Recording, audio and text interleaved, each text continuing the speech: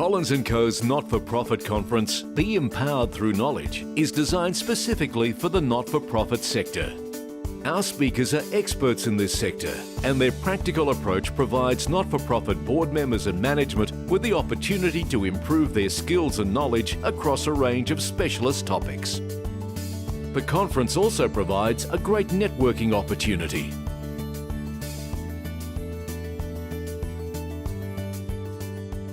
Here today to talk about respect, responsibility and making a difference. Can you please welcome Australia's next Governor-General, Susan Alberti.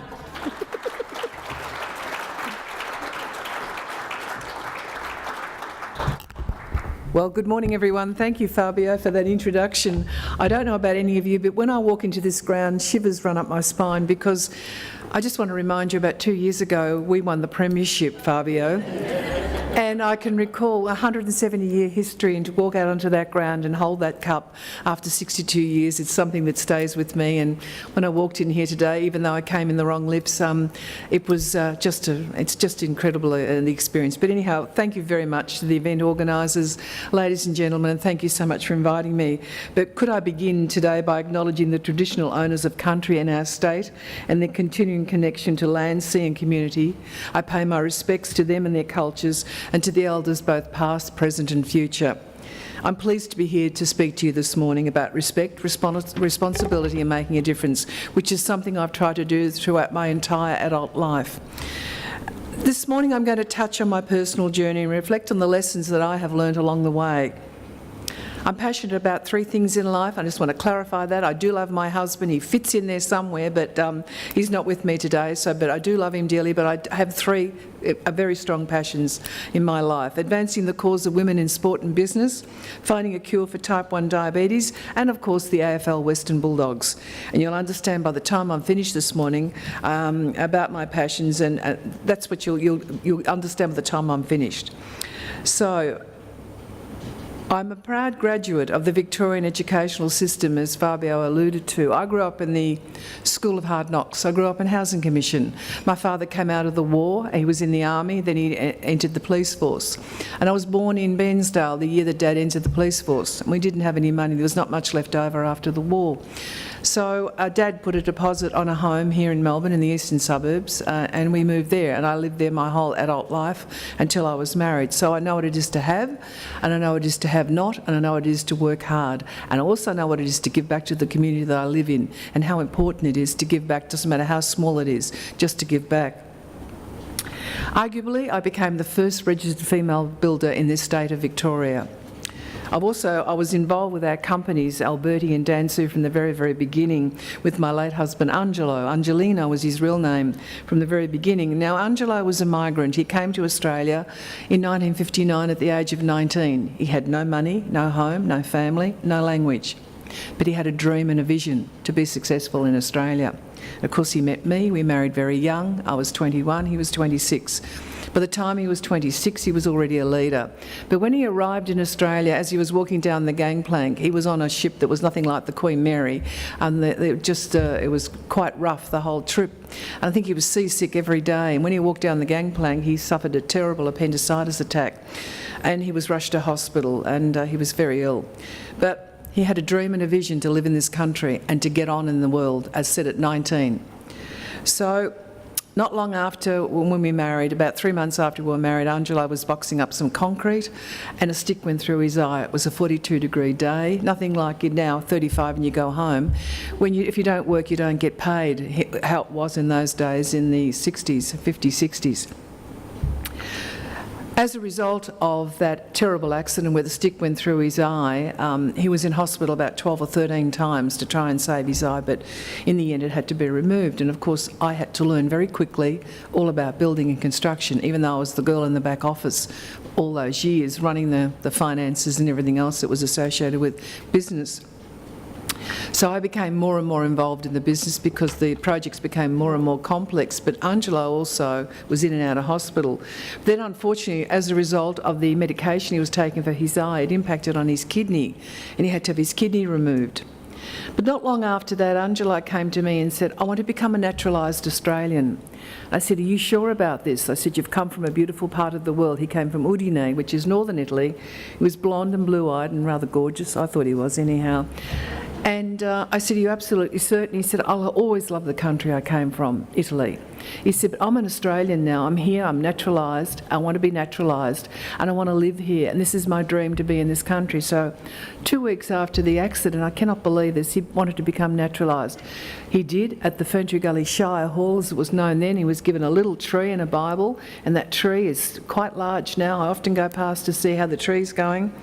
And that was his introduction to Australia. But whilst he didn't speak English, as he was learning English, I decided to learn Italian, because I thought if it was good enough for him to learn English, it was good enough for me to learn Italian. So I'll tell you why that was advantageous down the track. But then tragedy struck Angelo a second time. He was then fatally injured with a hit run, and that hit run, the driver left the scene of the accident, and not to be found, but I found him. I used my father's contacts with a private investigator and brought the man back to justice, if you want to call it justice. That's a story for another day, but anyhow, I brought him back to find out that he had a list as long as your arm of prior convictions. He didn't care about leaving my husband on the side of the road to die. Then I had a very difficult decision to make at that point in time, in the midst of a period of grief, shock and mourning. I had to make a decision about our business. A business at that time was employing nearly 300 people. We also had 4 other businesses, another 100 people. I had 400 people looking to me for leadership. And I'd never been in that CEO role before. I was thrust into that role overnight because of my husband's tragedy. I was not a registered builder, which meant I had to go back to TAFE to obtain my licence, as we're involved in a number of complex projects. Blue chip companies, we had 4 blue chip. I was under contract. Anyone who's under contract will understand the penalties that you can incur. So I went back to TAFE. To obtain the qualifications, I needed to keep the show on the road. I was the only woman in the class. Went down the front of the class to sit in the class because there was a lot that I had to learn very quickly. Surrounded by men. Wonderful men, but they were absolutely hopeless in their paperwork, and I was pretty good at that. So most of them were migrants too, Italian migrants. So that's where my language came in. I was able to help them with their paperwork and communicate, and they were just so happy. But also they helped me downstairs in the we had to work in the shop and learning about carpentry and electrical and plumbing, and they were just the most incredible men. That they just looked after me, and I'm still friends with many of those men. 50 years later, I'm still friends with them, but I was able to help them in their paperwork, and that's why my Italian came in so handy at that time. I was working extremely hard. Oh, by the way, I was going to say, when my mother-in-law eventually came to Australia, I was a very popular daughter-in-law because I could cook Italian, I could speak Italian. I was a top daughter-in-law, but she kept saying to me all the time, tanta pazienza, which means lots of patience with Angelo. I said, yeah, when you're married to an Italian, you know what it's like. The sons can never do anything wrong, and the mother-in-law is the best cook, so we had a bit of a competition going there for about a year. But anyhow, I finished up not being such a bad cook, an Italian cook. But I was working extremely hard in those days, about 16 hours a day, most days of the week, to keep the show on the road and to keep our employees in a job. And of course, these were in very different times with different community expectations. No superannuation, no paid maternity leave. Workplace standards were not what they are today. I'm proud of what I've been able to achieve in memory of Angelo, the migrant who came to Australia. He came, he saw, and he did conquer. And also under my own stewardship, and we delivered some great projects for this great state. We did do some interstate, but we preferred to stay here in Melbourne. Apart from building construction, many of you know about my mission to find a cure for type 1 diabetes. The incidence of diabetes is growing in our community, indeed right around the world at a rapid rate. And I'm sure some of you here in the room today have either been personally impacted by diabetes or have a family member or a loved one with the disease. About 35 years ago, I said to government, we're heading towards an epidemic, a diabetes epidemic. It's here. Where the epidemic has arrived. 1.5 million people have type 2 diabetes. There's 500,000 undiagnosed. Australia's better than this. We've got 24 million people and 2 million people with type 2 diabetes. Whilst most of us, or some of us, know that the lifestyle and genetic reasons as to why a person develops type 2 diabetes, type 1, which is through no fault of your own, continues to be a major area of intrigue for medical researchers, although diagnosis and treatment has improved remarkably in recent years. Type 1 is a chronic disease, as I said, through no fault of your own. Not because you ate too many chocolates or lollies and you didn't exercise. It's an acute onset autoimmune disease. I have about 150,000 people with that disease in Australia, with 6 new cases diagnosed every day. Finding a cure is a personal challenge I took on almost 40 years ago. My only child, Danielle, was diagnosed with type 1 diabetes. One minute I had this perfectly healthy child, next minute she was diagnosed. 20 years after Danielle was diagnosed, I received a phone call to get to America. When her dad died in intensive care, we had to turn off his equipment. And as we turned it off, we thought there'd been a miracle happening because his heart kept beating for 30 minutes. Well, it wasn't a miracle, he did die. And my daughter was so distraught. And you often hear of people dying of a broken heart. She and her father were like two peas in a pod. They were just so close, the two of them. So she decided to go to America to complete a master's degree. She went to Sacré-Cœur in Melbourne University, and then went off to Temple to complete her master's. But Danielle was getting quite ill, and I didn't know. And I soon found out when I got over there she didn't want to worry me. She felt that I had enough responsibility and worry, and I didn't need anything else. Well, I wish she had have told me. Two of her colleagues at university went, because Danielle needed to have a kidney transplant, and they were not compatible. And as I say, what would any mother or father do? You'd give your life for your child. So I was compatible, and I would never ever have brought Danielle home on a plane if I didn't think she could make the journey. She was given the green light by all the doctors. Well, we didn't make it. About 4 hours out of Los Angeles, Danielle was not well, thrashing around on her seat. And Danielle, unfortunately, as I was rubbing her back, she was in terrible pain. She died of complications of diabetes in my arms, of a massive heart attack. Now, I held my daughter when she was born, and I held her when she died. But as she lay there on the seat next to me, I made a promise to her I would never, ever, ever give up. I'd keep continuing the fight to find a cure, so long as I've got breath in me, until the day I die. But back to the beginning. Faced with the unknown, when we were told Danielle had developed diabetes, my immediate parental reaction was to seek medical advice and assistance, with the natural expectation there would simply be a readily and accessible solution available. Well, I was quite surprised and ill prepared to discover that juvenile onset diabetes, as it was known then, now known as type 1, then represented one of the major unknowns of medical science, as to a great extent it still does today. More importantly, I learned that its incidence was increasing each year at a rapid rate, and it places a demanding health issue upon the whole family. So my personal experience set me on a quest to raise public awareness. Danielle had quite exceptional artistic talents. She was a curator here in Melbourne before she took off for the States, until her life was prematurely ended at the age of 32. Danielle would have turned 49 this year, and her death more than 16 years ago has only increased my determination to find a cure. I'm pleased to say now that both type 1 and type 2 are receiving increased publicity in recent years, and will allow us to share our stories with one another and look at new ways to live with the disease. So my own personal experience has set me on a quest to increase my determination, to contribute my time, my personal resources. I said at the outset, I grew up in the school of hard knocks. I'm in a position now where I've been reasonably successful, and I feel it my duty and my obligation to give back to the community that I live in. Lots of things have happened to me in my life. Yeah, I've had lots of downs, but I've had some good times too. And I feel because I've been successful, or reasonably successful, it's my duty to put back into the Australian community to make a difference to my fellow Australians. So I've put a lot of my personal resources towards creating a better outcome for people with diabetes and more broadly other diseases.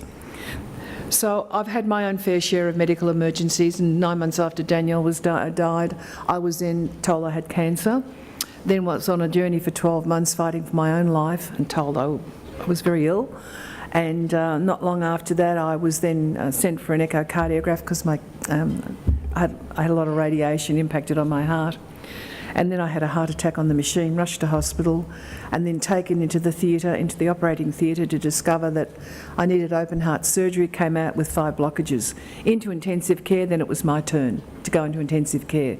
I was there for a couple of weeks in intensive care, and about 5 weeks after that in hospital. But what it made me realise when I was going through my journey in cancer, people were dying around me. In cancer, I'd go each week for chemo, people would be dying. I was in intensive care, people were dying around me. And it made me look at myself and realise if I was going to be continue to be the leader that I thought I was, I had to change my life. I had to have a good look at myself. I was morbidly obese, I was unhappy, I was unhealthy.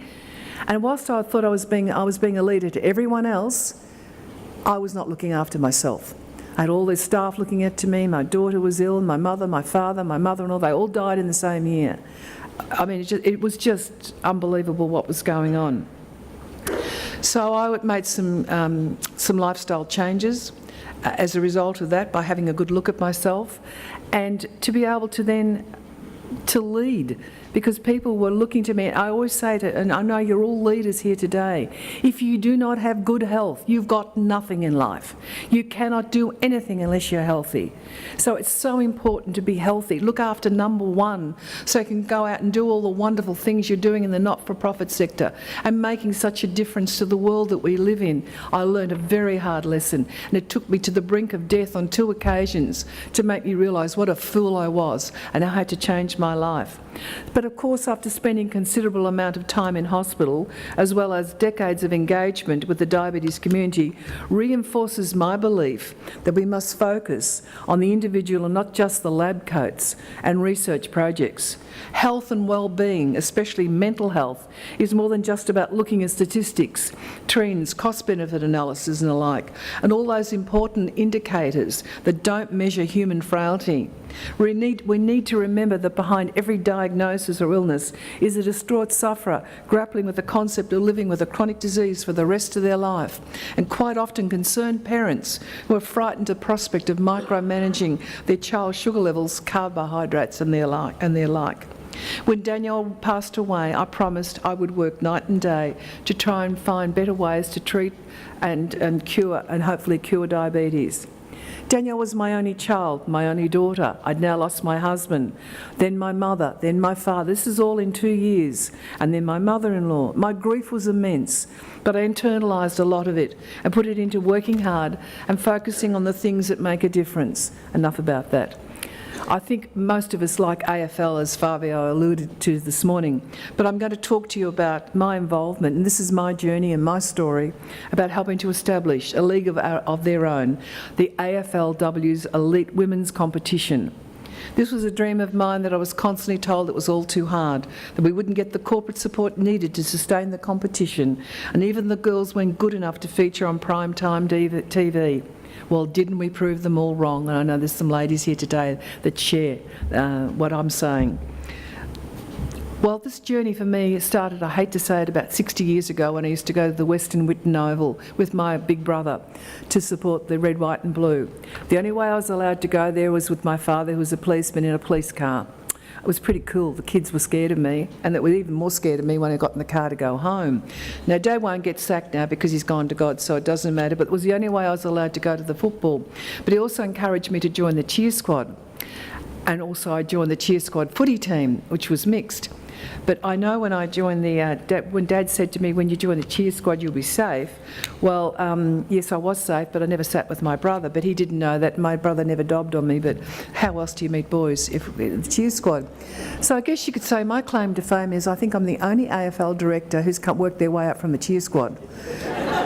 Cheer squad, I know what it is to have floggers and tear up all that stuff that you do and the freezing cold. I wouldn't do it now. I think I've reached that stage in life where I like a bit of warmth and comfort. But you know, I was in the cheer squad and it was fun. But I played with the boys. But at the age of 15, you probably heard this story before, my dad made me hang up my boots. He was also an umpire, as was my brother. And I'm very modest when I say this. I was a better footballer than my brother. but he made a better umpire. So I could jump the fence, run out to kick, but never with my brother. It was always with the other boys, because Richard wasn't good enough as far as I was concerned. But he made an excellent umpire, and he still goes to the football with me. And he does know the rules, and I think I do too.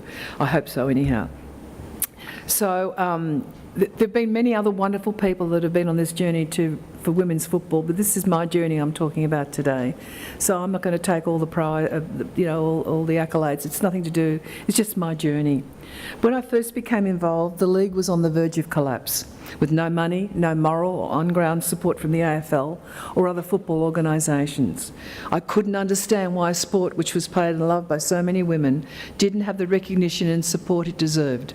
Fast forward to 2018, and we're now seeing a second year of big crowds, lots of media interest, and the odd bit of scrutiny, which could only be a good thing. And yes, on Saturday night, I will walk through the main entrance of the Whitten Oval to watch the game, even if I have to have an armoured escort. It was suggested to me by the police when I was at the game that they wanted to take me, and I said, now five armed policemen. No, thank you, that's taking it a bit too far. I think I'll go through the appropriate channels. But anyhow, I'll go through the Whitten Oval front door on Saturday night. There was a mix-up with security. We've grown from a suburban league with a few loyal spectators, some great athletes and a spirit of having a go, to a nationally televised competition with full venues, outstanding corporate support and great television ratings. I know the clubs that have licences have now got a problem. We've got so many sponsors lining up, we don't have enough space on our Guernseys, but I'm sure at the Bulldogs we'll find a solution to that.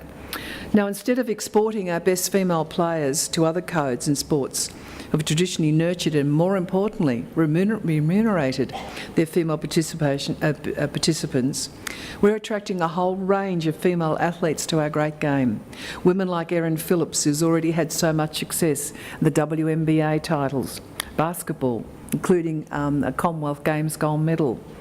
She and many others are bringing athletic ability, unique skills and an element of grace to our great game. The great thing about Aussie rules is its suitability as a sport for men and women of all shapes and sizes, from the statuesque Erin Phillips or the 2-metre tall ruckman to the Luke Dullhouse size on-baller. No one is the wrong size for the AFL. And while I'm just a little bit biased towards my Bulldog girls, nothing resonated with me more strongly than during last season. I was the AFL ambassador for the Premiership Cup, an honour I just absolutely treasure, that I was given that honour after having waited so long to see women play in the national game and the grand final. But nothing resonated with me more strongly than on grand final day last year up on the Gold Coast, when more than the story about the Adelaide full forward and cult hero, Sarah Perkins, number 28. She was the Victorian footballer, the only Victorian footballer on the Adelaide team. She had every door slammed in her face on draft day, but she dominated as a free agent selection, and she came away with a premiership medallion around her neck, as did the Adelaide footy team. Many people have commented to me about the after-siren scenes on the Gold Coast. I remember going out with that cup, appropriately dressed, and the two teams coming over to me and they were crying. I thought, yes, because they've won the grand final. Of course I was crying too, because this was a moment in time, a moment in history. I'm alive to see it. And the Adelaide girls come over and crying, and they wanted to thank me for giving them the opportunity, to give them this opportunity to play in the game that they loved. I can't tell you how proud I was when the girls came over, and we just were so emotional. So by the time they'd finished hugging and embracing me, my jacket was ruined. Had to go to the dry cleaners on Monday. It was a beautiful Zampati jacket, but it had to stop there because the Gatorade came out. And I said, I've got to get on a plane in an hour, and especially my hair and my jacket. I'm going to look great on the plane all the way home to Melbourne. They've determined they'll get even with me sooner rather than later. But I love an underdog, and I love celebrating those who overcome adversity. Sarah was the one that I truly wanted to see after the siren sounded, because I knew what it meant to her. She'd lost 40 kilos. I know how hard it is to lose weight and keep it off. I've lost 58 kilos. I'm half what I used to be, because she wanted to play footy and I wanted to live, and I wanted to continue to be the leader that I thought I was. I said to her, Sarah, you are my hero, as we embraced, and we both cried tears of joy. So if you talk about transforming people's lives through sport, these girls and many others are prime examples of what a great influence an active team-based sport like Aussie Rules can achieve. And let's not forget the numbers of grassroots, which are equally impressive. Figures released by the AFL late last year show that 1.5 million people played our game in 2017, and up to 30% of participants were female. The end goal of the AFL is to have that participation rate reach 50% in the coming years. That means we need to grow the game at Auskick and through junior competitions, so there's a pathway for girls and women to reach the AFLW. And quite frankly, I don't care what sport our women play, long as they're playing sport and getting off the couch and getting active and healthy. That's all that matters to me. I work in the west of Melbourne. All my philanthropic work is over there. Children under 10 have got type 2 diabetes. 1 in 3 child is overweight and obese. We can do better than that in this country, and that's why I think it's so important we encourage our children. But the popularity of the game with young women is quite amazing.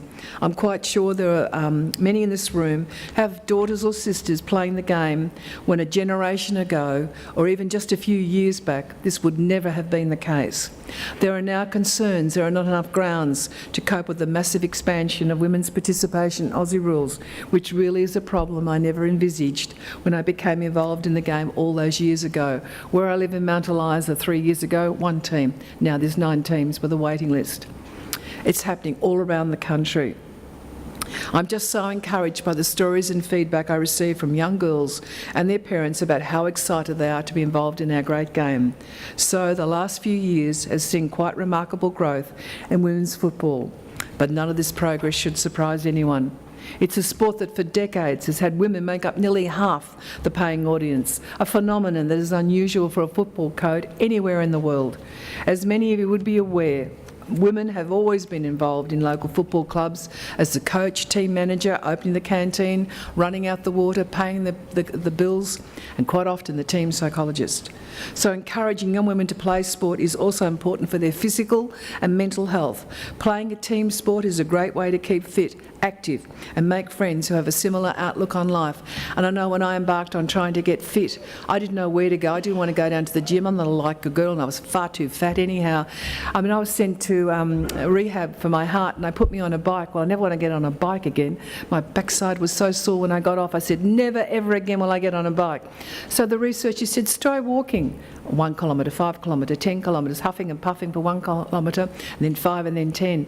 And that weight started coming off. So just walking. You don't have to go and be a gym junkie to lose weight. Just watching what you eat, cutting it in half and doing a bit of walking. So it's a great way to keep fit. So, and I make a lot of friends along the way. I don't wear headphones. I walk and I talk and I think about the day ahead. So in this modern 21st century, let us celebrate the achievement of the birth of the AFLW. We've come a long way, but there's still a lot more to be done. But finally, women now have a league of their own. If you want to hear a little bit more about my biographies here today, The Footy Lady, I'll tell you very quickly why that book was written. 35 years ago, when Danielle was at Melbourne University, I became quite friendly with a lot of her friends. And they said, Mum, they're really interested in your life in a man's world. Why don't you write a story about it? I said, no, I'm too busy, Danielle. Who want to hear about me?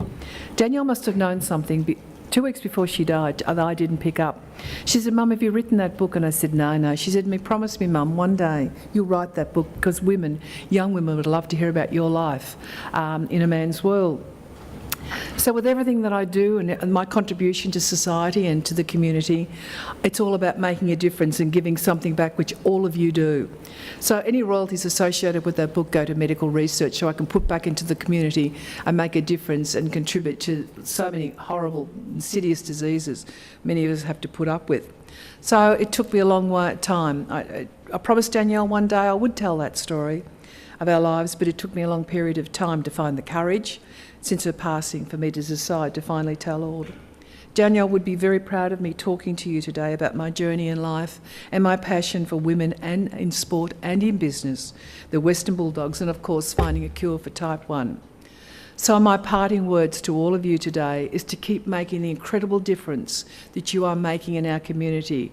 Make the most of the opportunity to live in this great city, this great state, and as far as I'm concerned, the greatest country on earth, Australia. But embrace the wonderful opportunities we have been given and enjoy every day like it may be your last. God bless all of you, and thank you.